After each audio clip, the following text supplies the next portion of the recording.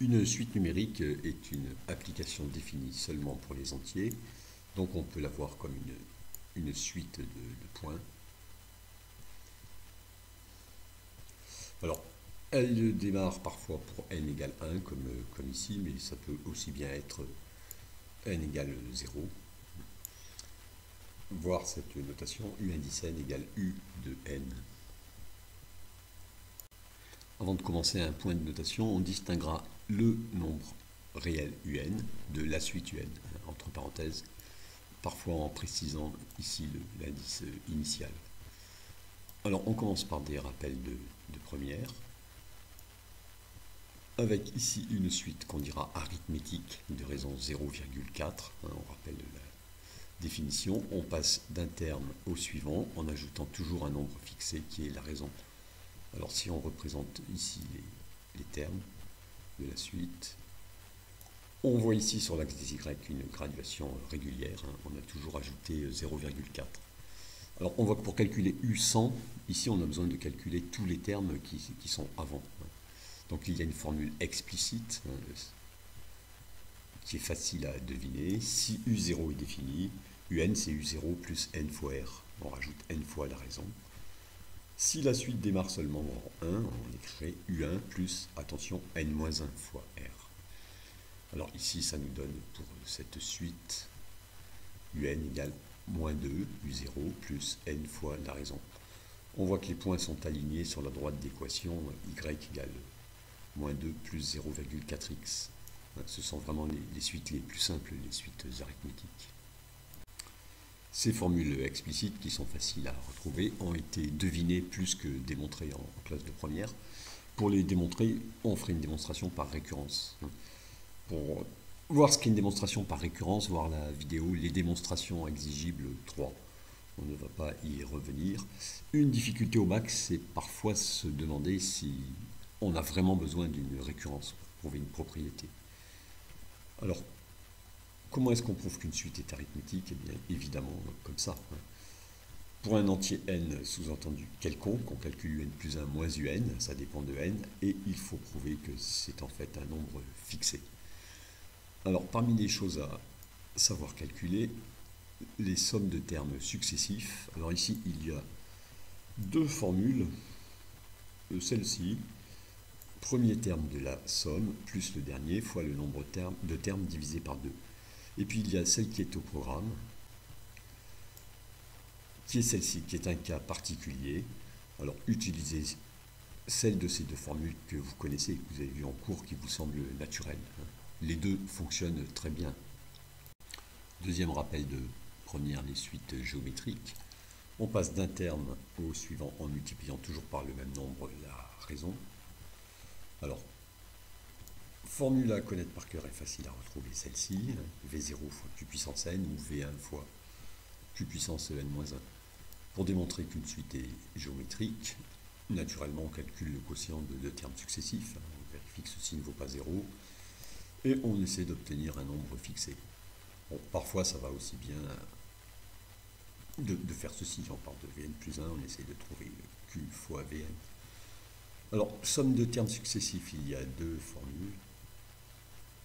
De celle-ci, premier terme fois 1 moins Q puissance nombre de termes sur 1 moins Q, si Q ne vaut pas bien sûr, et celle qui est au programme.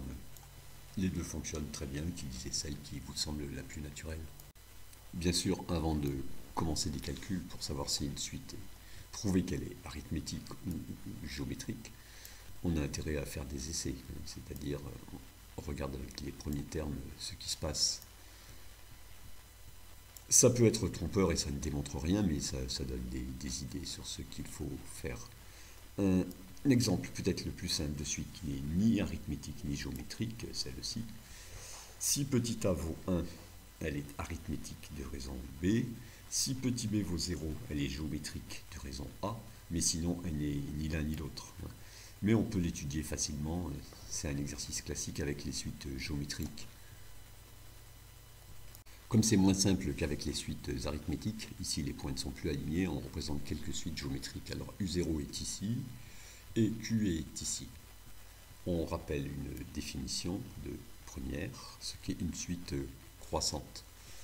Ça veut dire que pour tout n, éventuellement à partir d'un certain rang, un plus 1 est plus grand que un. Pour montrer qu'une suite est croissante, on montre que un plus 1 moins un, bien sûr, est positif. Et on a l'équivalent avec les suites décroissantes. Alors, on a ici une suite manifestement croissante. On n'a pas parlé encore de limite, on verra ça plus tard, mais je donne tout de suite ici ce résultat. Q plus grand que 1, ça donne que la limite de Q puissance n est plus l'infini.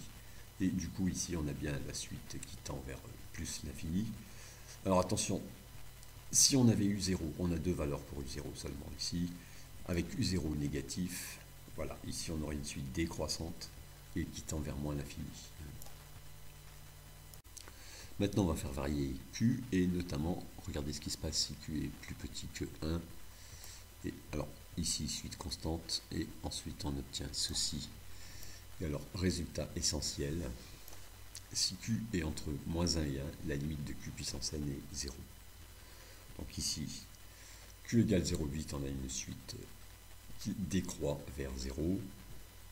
Ici, on aurait une suite qui croît, mais vers 0 aussi. On dit que la suite converge vers 0.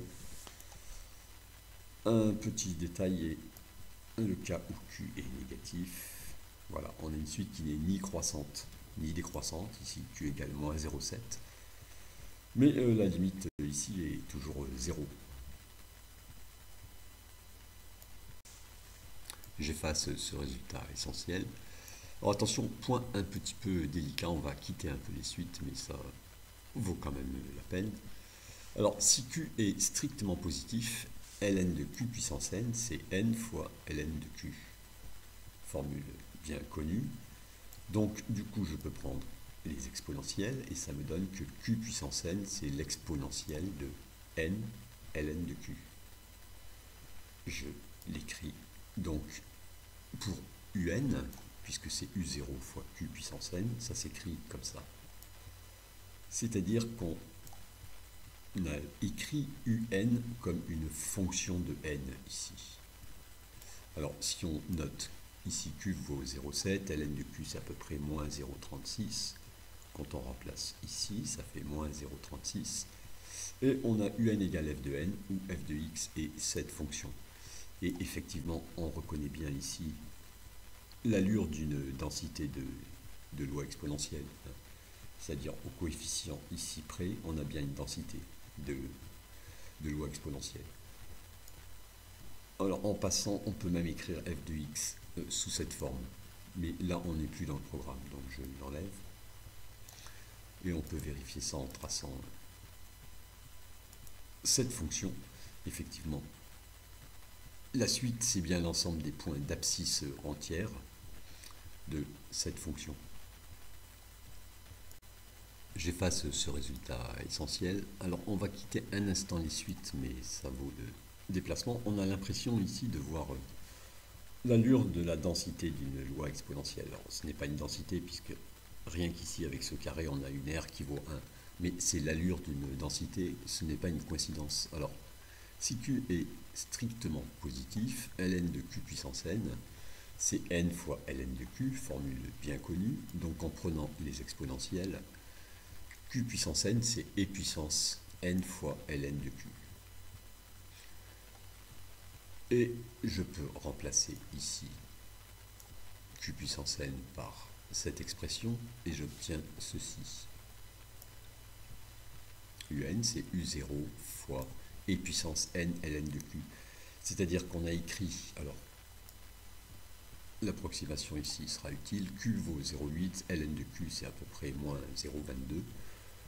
On a écrit finalement un égale f de n, avec f de x égale u0 fois e puissance ln de Q à peu près moins 0,22. Moins 0,22x.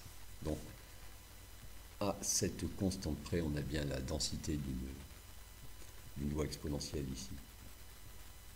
Voilà, on peut même tracer la courbe correspondante.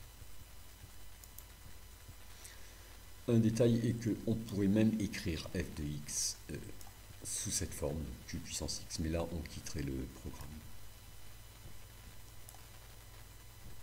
Bien sûr, ceci la densité de la loi exponentielle, ça ne fonctionne plus si Q dépasse 1, bien sûr. Alors attention, ici, ce n'est pas égal à cause de l'approximation, ici.